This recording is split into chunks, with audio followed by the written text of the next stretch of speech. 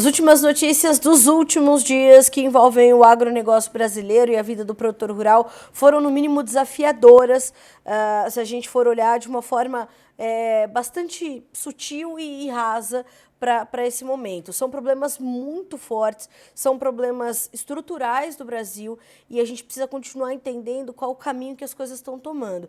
Para isso, a gente convida para estar conosco mais uma vez o professor Christian Lobauer, cientista político, para nos ajudar a entender a conexão de todas essas coisas e como isso afeta diretamente a vida do produtor e, mais do que isso, o futuro do agronegócio brasileiro. Nós estamos falando de um cenário de crédito escasso e de difícil acesso. A gente está falando de um plano safra ameaçado, nós estamos falando de ameaça à taxação das exportações do agro, tudo isso combinado e o produtor no meio dessa cena completamente confusa.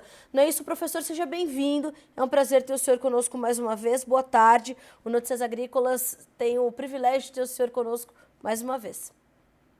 Prazer é meu estar com Notícias Agrícolas. Muito obrigado pelo convite. Obrigado, senhor. Professor, como é que o senhor avaliou esses últimos dias? Como é que essa cena tão atrapalhada se desenhou de forma tão rápida? Se dá para a gente dizer isso, porque são problemas antigos que a gente vem vivendo, mas as últimas declarações com a suspensão das linhas de crédito, daí o surgimento de um crédito extraordinário de 4 bilhões de reais, se combinando com taxação de exportações do agronegócio, que são revogadas com novos projetos para taxar as exportações no Congresso Nacional, o Plano Safra sob ameaça, possibilidade de troca do ministro da Agricultura, tudo ao mesmo tempo e o agronegócio tendo que lidar com tudo isso também ao mesmo tempo. Pois é, olha, não existe nada mais complicado para um empreendedor, qualquer tipo de empreendedor, do que a, a instabilidade do quadro econômico, né? Então a gente já vem vivendo nesses últimos, talvez no último ano, pelo menos, um ambiente de instabilidade inflacionária crescente, aumento de juros crescente, que já é uma coisa muito difícil de lidar para quem empreende em qualquer setor, também, principalmente no agronegócio, que demanda plano de médio e longo prazo, muitos aspectos de risco no negócio, é clima e infraestrutura, etc. Então já é um ambiente difícil. Agregando-se a isso, trapalhada de política pública, aí realmente é muito difícil de você conseguir fazer qualquer coisa na sua vida. Então, assim, se já tem uma economia atrapalhada e o governo responsável pelas políticas públicas cada dia decide por uma cretinice diferente, fica muito difícil de trabalhar mesmo. E olha, e não é que a situação da porteira para dentro está ruim, a turma está trabalhando e está com produtividade alta, está investindo e está criando riqueza. Agora, não precisa ninguém para atrapalhar. E as políticas públicas que você elencou aí são uma atrapalhada geral. Começa pela decisão esdrúxula de se interromper o Plano Safra, depois pela decisão subsequente de se liberar 4 bilhões de reais, que é, se me desculpe, mas não é nada, né? É só um sinal ridículo de que mudamos de ideia.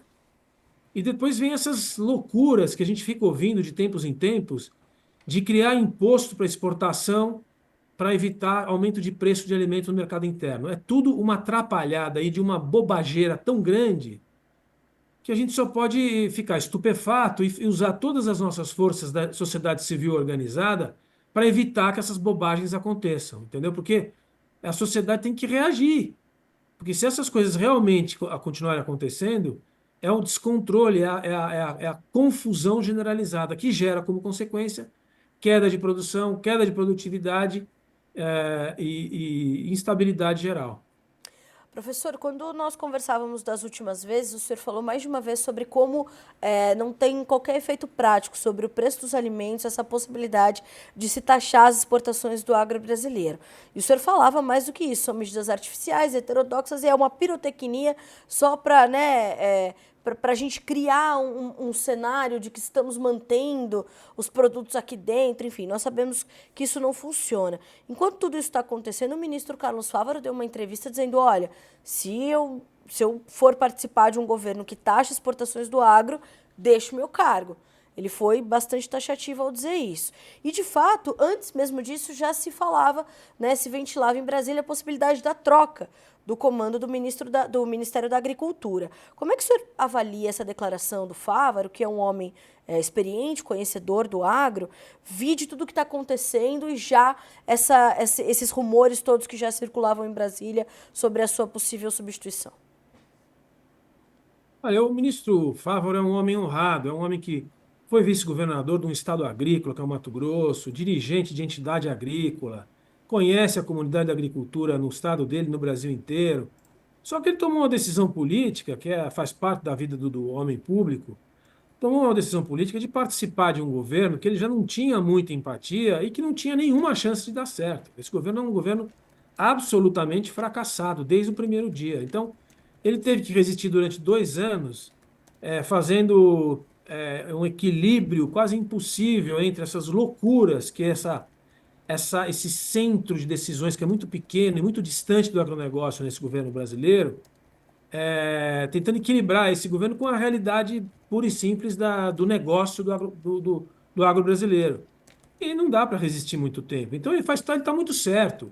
Diz, olha, eu já fiz de tudo para segurar um monte de bobagem que vocês querem fazer.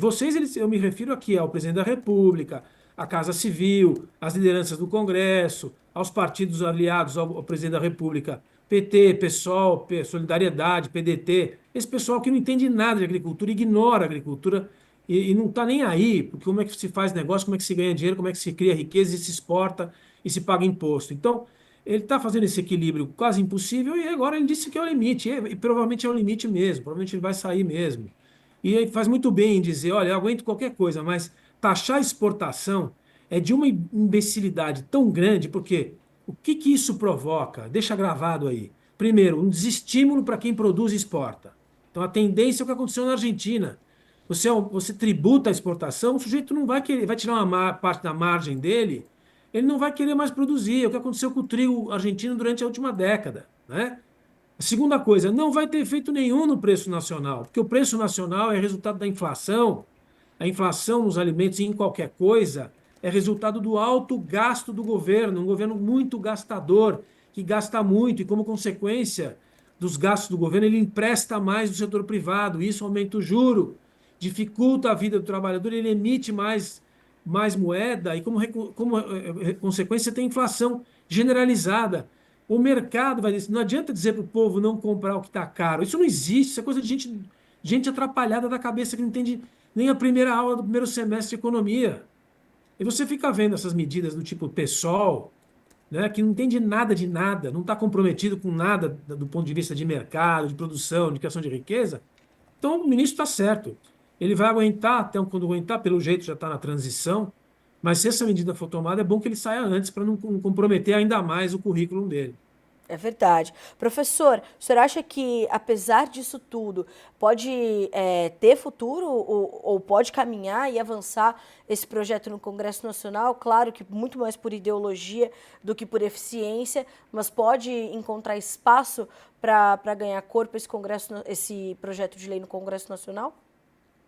Olha, eu espero que aconteça o que aconteceu no Pará. Vocês devem ter acompanhado aí. Sim. O governo do Pará fez um ensaio de aumentar, de se adicionar imposto estadual para as exportações agrícolas do Pará, e a sociedade civil organizada, os produtores de todos os setores competitivos do Pará, aliás, todos, se há algum setor competitivo no Pará, se que não seja minério, é agricultura. Tá certo? Tem soja, tem pecuária, tem fruta, tem castanha, tem água de coco, tem um monte de coisa importante do agronegócio, conseguiram reverter a decisão do governador do Pará. Eu acho que o que se deseja é que isso aconteça também a nível nacional. Quer dizer, se nós não formos capazes de reverter essa insanidade que está aí rondando a cabeça do governo, realmente a sociedade civil se mostra também incompetente em dominar o Estado. A gente tem que viver num ambiente em que a sociedade determine como o Estado trabalha e não o contrário. Não é o Estado que define como a sociedade vive. Essa é uma inversão de valores muito grave que está acontecendo no Brasil e aconteceu em outros países que deram errado. Quem domina o Estado é a sociedade. E a sociedade não quer que isso aconteça. Que fique claro para os iluminados aí, burocratas que estão imaginando tomar essa decisão, que a sociedade, toda a sociedade que entende o que nós estamos falando, não deseja e não quer que que isso aconteça. Espero que a gente seja capaz de influenciar essas decisões públicas. Eu também espero. Professor, eu sei que o senhor está com o tempo ajustado para dar outras entrevistas. Vou fazer uma última pergunta para o senhor. No meio disso tudo se colocou uma ameaça muito grave ao Plano Safra. Não só ao que está se concluindo, mas ao que está sendo construído para a safra 25-26. Como é que o senhor está entendendo essa fragilidade? E mais do que isso, o senhor entende que esse é um modelo já ultrapassado ou que ameaça a eficiência do Plano Safra é a ineficiência do governo?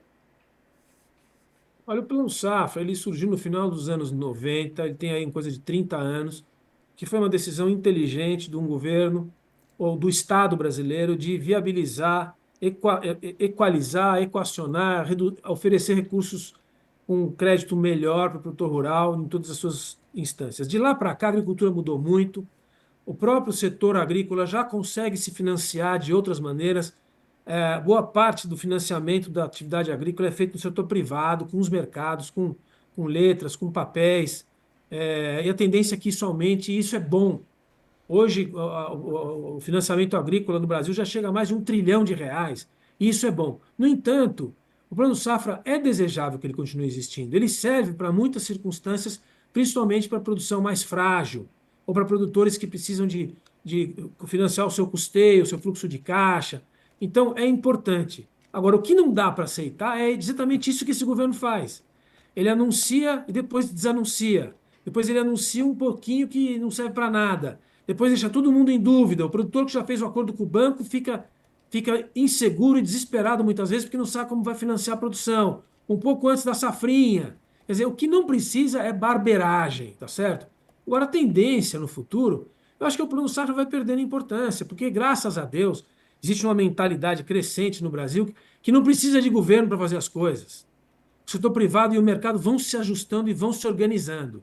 Agora, se tem possibilidade de se equacionar, de se fornecer recurso público e viabilizar, porque muitas vezes esse recurso ele é liberado, mas ele não é acionado. É tão difícil, né, o produtor conseguir acessar que muitas vezes uma parte importante do plano safra, do recurso liberado, não foi utilizado, porque fica difícil de fazer todo o fluxo burocrático funcionar. Então, para dizer o seguinte, é bom que haja desde que funcione. E o futuro, que fique na mão da organização da própria produção, com o setor financeiro, com o setor, o mercado em geral, privado, que vai, se Deus quiser, tomar conta desse negócio e se livrar das barberagens que o governo costuma fazer e tem feito muito nos últimos tempos. Professor, para finalizarmos, o senhor vê, tem aí no seu horizonte mais preocupações para o agronegócio que precisam do nosso monitoramento constante? Eu acho que tem muitos temas. A gente precisa, na verdade, trocar de governo. A gente precisa de um governo que tenha uma visão diferente do que esse.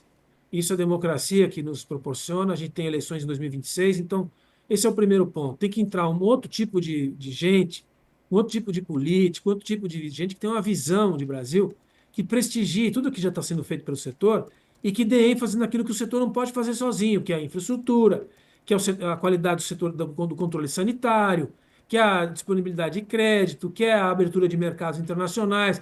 São coisas que o setor privado não consegue fazer sozinho.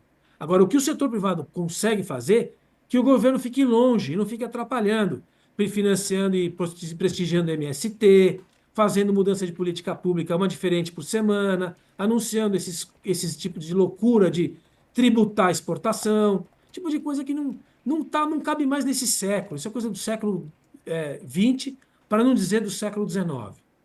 Professor, ter o senhor de novo. É sempre um privilégio para nós aqui no Notícias Agrícolas, análises diretas e bastante didáticas para a nossa audiência entender que está vivendo uma cena bastante atrapalhada, mas que tem perspectiva positiva. A gente precisa entender onde é que dá para mudar. Ano que vem, de repente, é a nossa chance, hein, professor?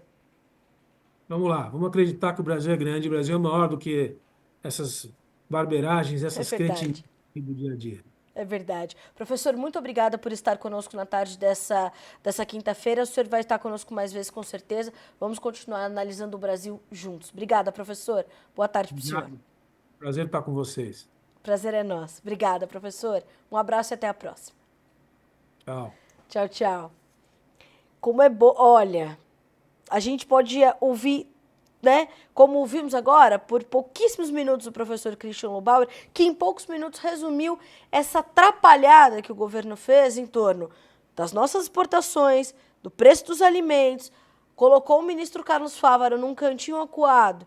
E ele está ali, como disse o professor Christian Lobauer, o ministro Carlos Fávaro é um homem honrado, conhecedor do agronegócio, e tomara que deixe o ministério antes que um projeto de lei como esse floresça no Congresso Nacional e as exportações do agronegócio sejam taxadas, porque o ministro disse que esse é o seu limite. Plano Safra, atenção, porque de fato é um mecanismo importante, mas precisa funcionar. E, inclusive, a Frente Parlamentar da Agropecuária dispensou um diálogo com o Ministério da Agricultura e agora falou que vai se juntar ao Ministério da Fazenda para entender qual vai ser o futuro do Plano Safra. São apenas 3 meses para a divulgação do próximo. Então, tem muitas coisas em jogo nesse momento e, como o professor Christian também acabou de pontuar, a gente está falando de uma série de fatores que se elencam e geram essa limitação ao potencial do agronegócio brasileiro